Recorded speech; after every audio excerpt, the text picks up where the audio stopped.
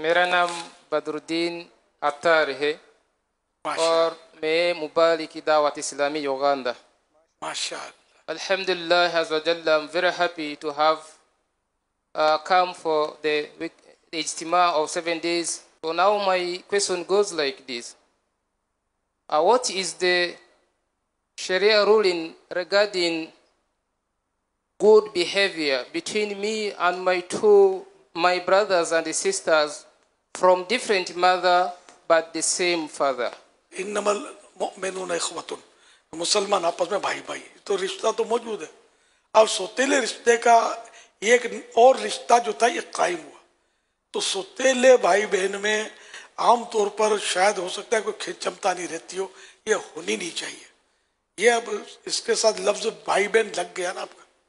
शरीयत के जो तकाजे उसके मुताबिक इनके साथ भी हुस्न सुलूक करना और करना है.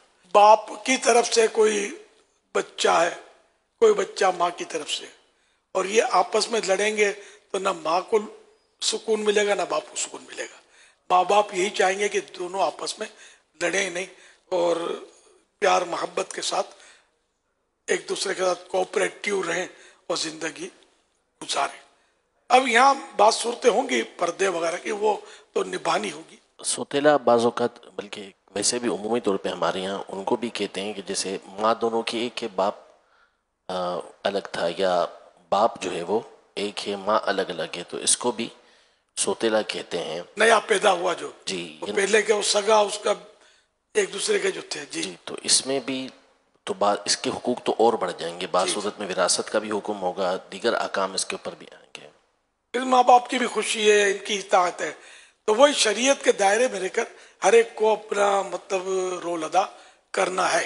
जो आप हमेशा एक तरगीब इरशाद फरमाते हैं जो बच्चों के लिए कि अगर वालिद मतलब वालिदा का इंतकाल हो जाए तो अपने वालिद की शादी के तरफ जाएं, और वालिद का इंतकाल हो जाए तो अपनी माँ की शादी की तरफ औलाद को जाना चाहिए.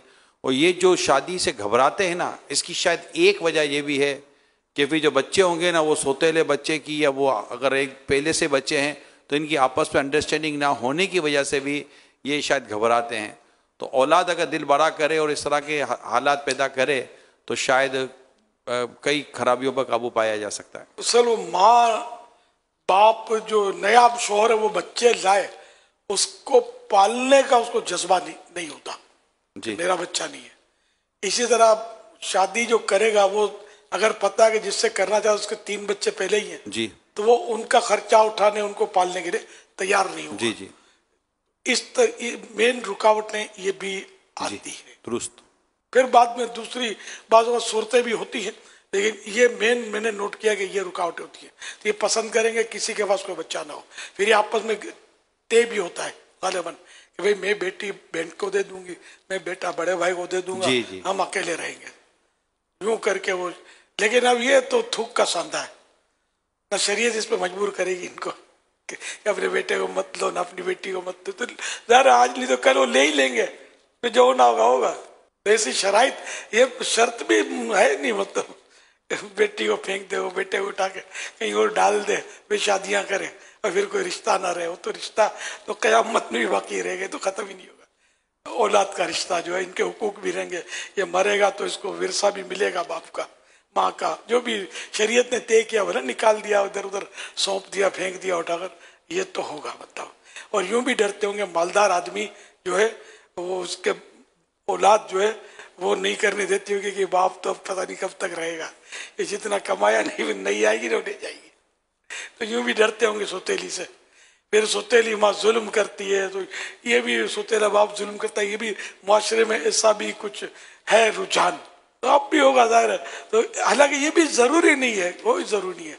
बाज़ औक़ात सगे माँ बाप औलाद से ऐसा सलूक करते हैं कि जल्लाद को शर्मा दें, और बाज़ औक़ात सौतेले माँ बाप ऐसा प्यार देते होंगे कि दुनिया देखती रह जाए. तो ये कोई तय नहीं है मतलब कि सौतेला माज़अल्लाह जुल्म करेगा ही करेगा.